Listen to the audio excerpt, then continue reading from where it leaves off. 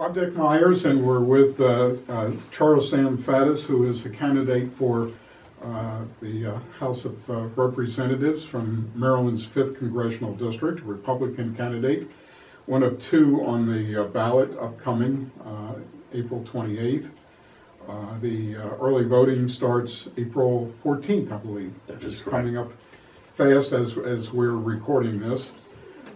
We were talking a little bit before the camera started rolling, and this is a district that's now held by Steny Hoyer and has been held for I don't know how many terms. I think it may be 14 or something like that. 16. 16. So it's a tough nut to crack for a Republican, simply because he's been in so long, but also because of the way the district is kind of set up. It's Charles, St. Mary's, Calvert, Anne Arundel, Prince George's. And the way the voter registration is going right now, St. Mary's and Calvert have kind of switched to becoming majority Republican, but you have Charles and also Southern Anne Arundel, but you have Charles and Prince George's that are heavily Democratic. So that's another challenge for a Republican. How do you as a Republican intend to fight that battle that it has not proven successful so far to a candidate from the Republican Party? Right, well, I get asked that question all the time, and what I tell people is if you're waiting for me to wave my magic wand, I don't have one, which means we're going to do it the old-fashioned way by building an organization in all 5 counties, raising money, and then we have to go into Prince George's County and take a percentage of Steny's vote away from him.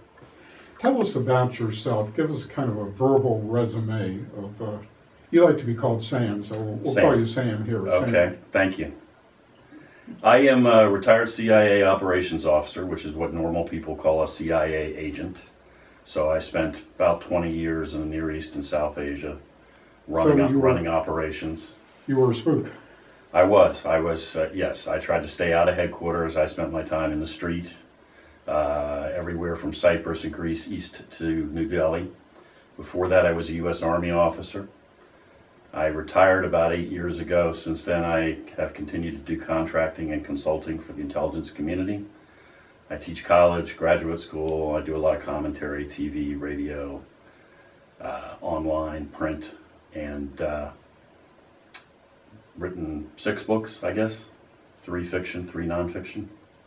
I'll have to grab it. I'm a great fiction writer. Do you do suspense, CIA, the underpinning of what you do? All of my books are based sort of loosely on real things that we did when we were running operations. I believe in that adage, sometimes you can tell more truth with fiction than you can with fact. I'll have to grab your books.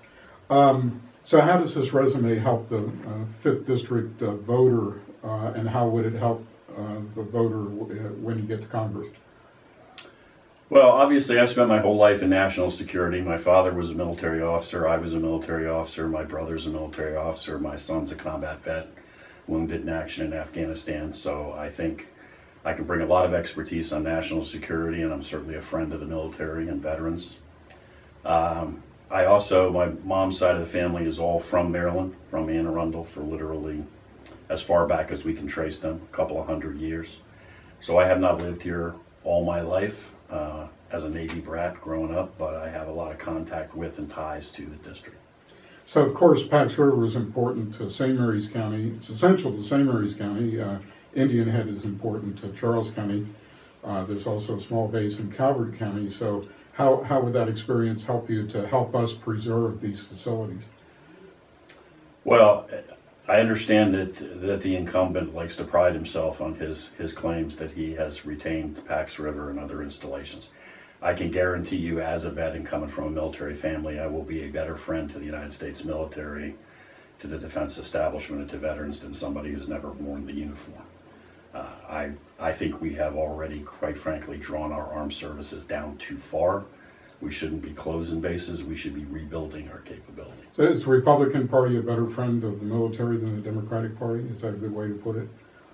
Well, I think so. I think you look at the current administration. We are rapidly disarming. We have a Navy that's down to levels we haven't seen since 1919, an Army down to levels we haven't seen since 1940. We are unilaterally disarming in the face of a lot of adversaries across the world. So I understand this was your first try for public office.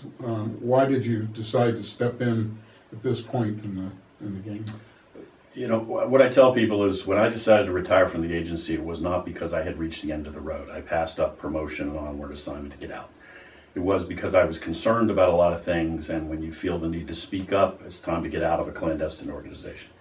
So I've been doing that for 8 years, and I think I have reached the point where I feel like it's time to stop asking somebody else to do something about the problems and start doing something myself. So is there like a number one problem that kind of came to the forefront when you made this decision? Is what concerns you the most about the country? Well, I'm obviously very concerned about national security, and I'm in no hurry to get into another war or to engage in nation-building exercises. I've been there. I know what that entails.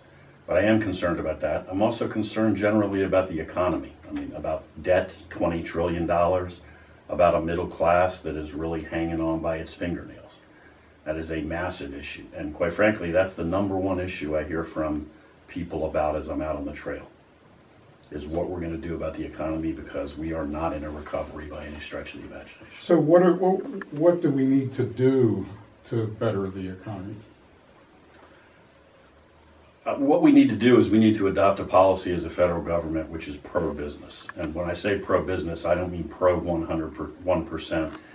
I'm not talking about trickle-down economics. I mean economic policies that are designed to stimulate job growth and stimulate business growth. So what does that mean? That means cutting individual taxes. It also means cutting and reforming corporate tax code. It means taking a hard look at regulation. I'm not talking about doing away with regulation, but we have to take into account what is the actual impact on job creation of regulations that seem like a good idea to somebody sitting behind a desk in Washington, D.C. We absolutely got to get the debt under control. We're $20 trillion in debt. As interest rates go up, pretty soon we will be paying in interest as a federal government an amount equal to our entire defense budget. We're literally bankrupting the country with that. Let me ask you a question before I ask a follow-up to that. Are you supporting any of the presidential candidates? I'm not affiliated with any presidential candidate, and I'm probably just as confused as everybody else by what's going on. Okay, that kind of leads me, one of the issues in the presidential race is trade. How does that fit into helping the economy? What do we need to do? What I always tell people is I'm for fair trade, not free trade, and by that I mean this. If we're going to enter into an agreement with a country where we have rules and we have a level playing field and we're actually going to trade based on that understanding, then I think generally that is a good thing for the United States of America. That is not the history of our free trade agreements. So we trade with the Chinese, who regularly steal our intellectual property, who devalue their currency, who engage in all sorts of unfair trade practices, and we do effectively nothing to push back on them. So I'm not in favor of any additional trade deals until such time as I feel assured that we're actually going to enforce the terms of those agreements. In security, we may feel secure. We haven't been attacked since 9/11, as if that wasn't bad enough. But we hear attacks all over the world almost every day, every week, and we may be lulled into a sense of false security. That's the wrong thing to do? Well, we're definitely not secure, but what I always say is, in between hysteria and complacency is a state of watchfulness and vigilance, and that's what I'm advocating. I'm in no hurry to get into additional armed conflicts. I've been to several wars. I'd be happy never to see another one. But the fact is we're facing a lot of threats. We need to keep our guard up. Pulling our bases away from places like Guantanamo and other areas, would that be not a good thing from a security standpoint? Well, I don't see any reason on earth to close Guantanamo, and we certainly are not in a position to withdraw from the Pacific, to withdraw from Europe. We face very real threats there. That Do we need a stronger presence in the Middle East than we have right now? A stronger policy in the Middle East. I am not an advocate, for instance, in going against ISIS of putting American ground troops on the ground. I think conventional ground troops, I think that's a terrible idea. But we certainly need to be more forceful and assertive and clear about our policy. And right now, we are not getting the job done. Where do you stand on some of the social issues that are important to the Republican Party? Let's start with gun control first. I am a Second Amendment individual. I don't think that the gun control provisions that are typically trotted out do much of anything to control the real gun problems we have in this country, and I think you can see the evidence of that in the state of Maryland.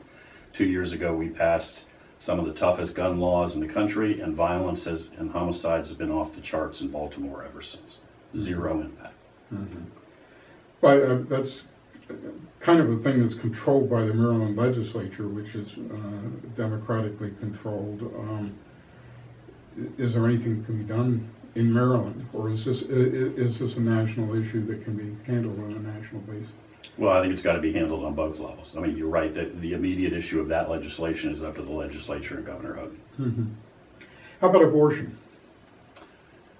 I think that the number of abortions we perform in this country is obscene. I would love to see abortion become a rare and unusual thing. I am not telling anybody that I'm going to Washington, D.C. and going to roll back Roe v. Wade. Mm-hmm. Okay, how about the gay rights?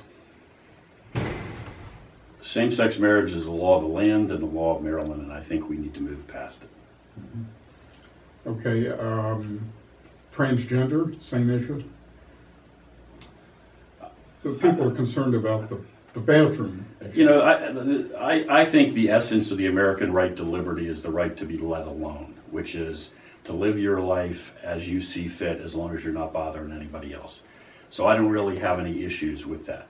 I do not understand the advocacy on the bathroom issue in regard to transgenders. I don't understand as a practical matter how that is supposed to work, that I as a guy can announce that I identify as a female and then require people to allow me into a women's locker room. I don't see that as a practical step. Okay. I'm sorry I neglected to ask a question I should have asked up front. Tell us a little bit about your family. I didn't ask you about that. I am married. I'm about to be married for 37 years, which I think means that my wife should be a saint. I have 4 kids. One is a trial attorney in Brooklyn. One is a Marine combat vet. One is finishing her last year at Liberty University. One is a graduate of the University of Maryland with a degree in physics. I should add that my wife is also a retired CIA operations officer. Oh, okay. And if folks want to get in touch with you or help with the campaign, what's the best way to do it? Best way to contact us is online. Website is samfaddis.com. Okay. And we have a big presence online. It's very easy to find us there. Okay. Thank you very much. It's great having you here, and thanks you. for joining us today.